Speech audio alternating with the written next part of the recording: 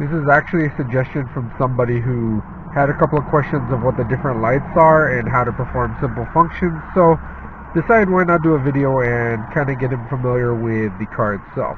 So let's go over what we. So depending on which steering wheel you have, this is traditionally what the sport wheel looks like. I swapped it for an M3 style steering wheel or an M Sport wheel on the E39. But on the sport wheel, you have the cruise control buttons, as well as you have these two buttons to change the stations. This is the volume control for the radio, and then this one is for Bluetooth if you have a phone connected or even just the phone itself. See, so when I turn on my radio, I'm going to turn this down, and I press this button right here. Because I have the phone module, I'll say activate phone, and I'll try to link to it. This would be for voice command, but I actually don't have voice command on this car. I think that was more of a newer thing. I got the Bluetooth module from another vehicle at Pick and Pull. Works out fine actually. Pairs pretty good. So to increase the volume, you hit this, and as you hear, it's increasing. See here, change the stations. You press this button to change the stations. You go up, you go down, and then this is for cruise control. You'll see there a green light. Hold on, let's turn it on. So to set the cruise control, you use this button. The green light will turn on. Set the cruise control. This will be to increase the speed. It goes to 1/8 of a mile an hour, I believe, as far as I've heard. Up, and then of course to lower the cruise control speed, you hit the brake, it would turn off the cruise control. Now of course here you have your buttons for your windows. Of course this is to lower the window and raise the window on each. The hazard button as well as the lock. This is the window lock, so if you press this, the windows in the back will not be able to lower or raise. You press it again to turn it back on to allow the function. Then on your climate control, of course, you have this for the defrost. This would be for the vents right here, which are towards the body, and then this is for the lower vents. The auto would be the automatic climate control, in which it would utilize these vents right here to tell the temperature outside and inside the cabin to set the temperature automatically to the comfort. I mean, obviously this would be the comfort of the car, so if it's too hot it'll lower the temperature, and if it's too cold it'll try to increase it. You could also manually control it with this. This would be the cold and hot function of the climate control. The E46, unlike the E39, does not have dual zone climate control, unfortunately.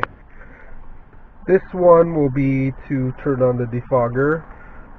It would pretty much put it at full blast when you hit it. The air conditioning button, as well as the rear defroster.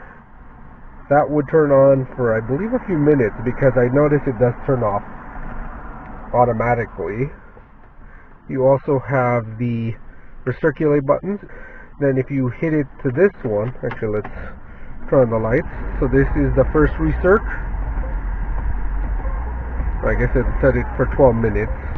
Now depending on if you have the navigation system, let me turn this down again. Let's turn this off auto and hit the one right here to disable auto. Auto will also set it for which vents to come out of as well, based on the temperature. Then for the vents, you would turn this down to close a vent and turn it up to open it. And then this, and people don't know, when you push this, you put it to red, this will blow hot air through the vents, even though this is set at 60. So it'll blast 60-degree air on the window while blowing to the passenger hot air or cold air. I know that kind of seems redundant, but some people want to, like, say, defog the window, but they don't want to freeze out or be too hot. They turn this dial to make the air that hits their body and face hot or cold, whereas on the window it'll be whatever it sets on here. Sadly, like I said, the E46 doesn't have dual zone like the E39. The E39 actually has a cold and hot button on each side. It also has a max AC where this has auto. So let's set the auto. See, the auto decided to turn the fan a little higher than I already had it, and it's all basing it off of what it's detecting from these vents. Sorry, I just realized I have a scratch on my camera, which I actually have on my other camera as well. So if you press this button, this is for the audio settings. You have the bass, the treble, the fader, and of course the balance. Pressing this will obviously make it go to the left. This sets the speakers to the right. When it has the two lines in the middle, that's how you know it's in the center. Now let's go back into the radio itself. So of course you have your different presets. To set a preset, you hold it down, and then once it sets it, the music will turn back on. You won't hear a beep or anything, it'll just automatically do it. Then of course the button to scan, and it'll just scan all available stations. You hit this button right here, the RDS, which will tell you if there's any information on the radio station. So let's say 194.9. Let's see, it'll turn on in a second, but if we press that, it goes back to the regular stations. See, so this had some information. This indicates that there's a CD in the CD player. And so let's see, you press mode, and you go into the CDs. Then of course AM and FM. You have 3 FM areas. So you have FM1, FM2, and FMA. For the control right here, if set in FM1 or FM2, it'll go through FM1 and FM2 stations. But if you're in FMA, let's go to FMA, this will only go back and forth through FMA and not go to the next set. See, we just went 1, 2, 3. But when you go FM2 or FM1, see FM1, and you hit the button to change stations, it'll go between FM1 and FM2. I don't know why it does it, but it makes it interesting. Alright, so the little lights, of course this is, the seatbelt is off of you or your passenger. It'll light up here until both seatbelts are on or where there's an occupant. There is an occupant sensor in the seat, so if one of the occupants in the 2 front seats does not have the seatbelt on, this will remain on.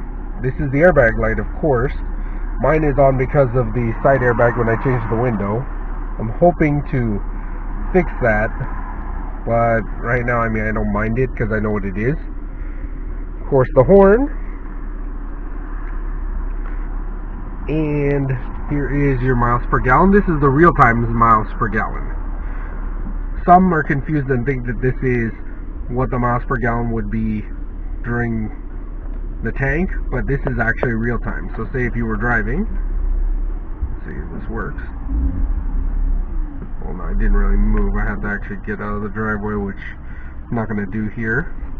This is the temperature gauge, of course. This will light up once it hits red, which you don't want that to happen, obviously. That would mean that obviously it overheated and to turn it off. Let's see what else. So the gas tank. I know some of this will be basic for some of you other users, but obviously, you know, some people have questions and I'm always happy to address them. So this is the gauge for the gas, obviously.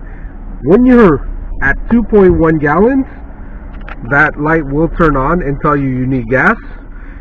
You can also check with your onboard computer, which on this stock, I don't even know how the BC disappeared here. This usually says BC on some of the stocks.